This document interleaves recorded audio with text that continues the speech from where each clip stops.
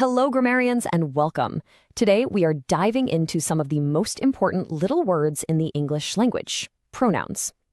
Now, they might seem small, but trust me, they do a ton of heavy lifting to make our sentences sound smooth and natural. So, let's jump right in. So first things first, to really get why pronouns are so essential, we've got to look at what happens when we don't use them. That's when we run into what I like to call the repetition problem. Okay, take a listen to this sentence. Zach lifted the log. Zach found a worm under the log. Ugh, it just sounds clunky, right? You hear Zach twice, the log twice.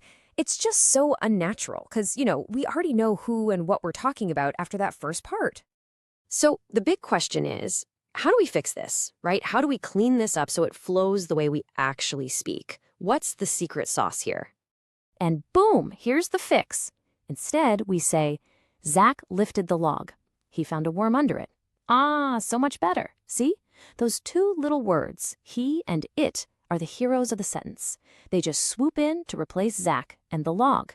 And those little heroes, well, they're called pronouns.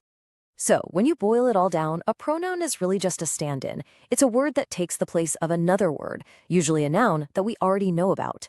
Think of it like a shortcut our brains use constantly to dodge all that clunky repetition. Okay, so we know what they are. Now let's talk about what they do. Pronouns basically have two main jobs in a sentence. They can either be the one doing an action, or they can be the one receiving it. It's really that simple. Doers versus receivers. All right, let's break that down. A subject pronoun, that's your doer.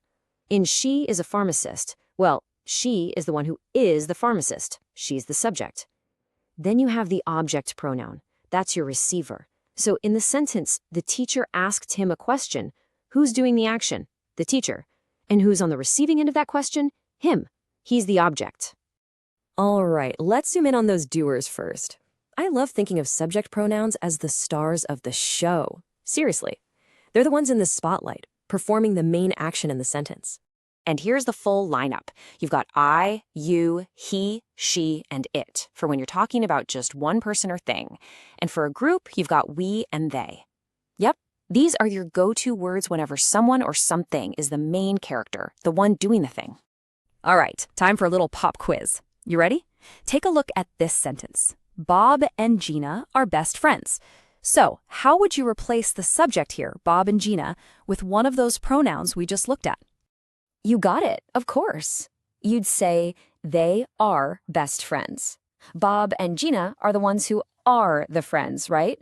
So they're the subject. And since there are two of them, we grab the plural subject pronoun, they. See? Simple as that. Okay, let's hop over to the other side of the action. If subject pronouns are our stars of the show, then you can think of object pronouns as the amazing supporting cast. They aren't doing the action themselves. Nope, they're having the action done to them. And here they are. Your object pronouns are me, you, him, her, it, us, and them. Now, the thing to notice here is that these words almost always show up after the verb, or after little words like to, for, or with. They're always on the receiving end. Okay, your turn again. Let's try another one. In this sentence, Ricardo really likes Mary. Who is on the receiving end of the liking? How would you replace that object, Mary?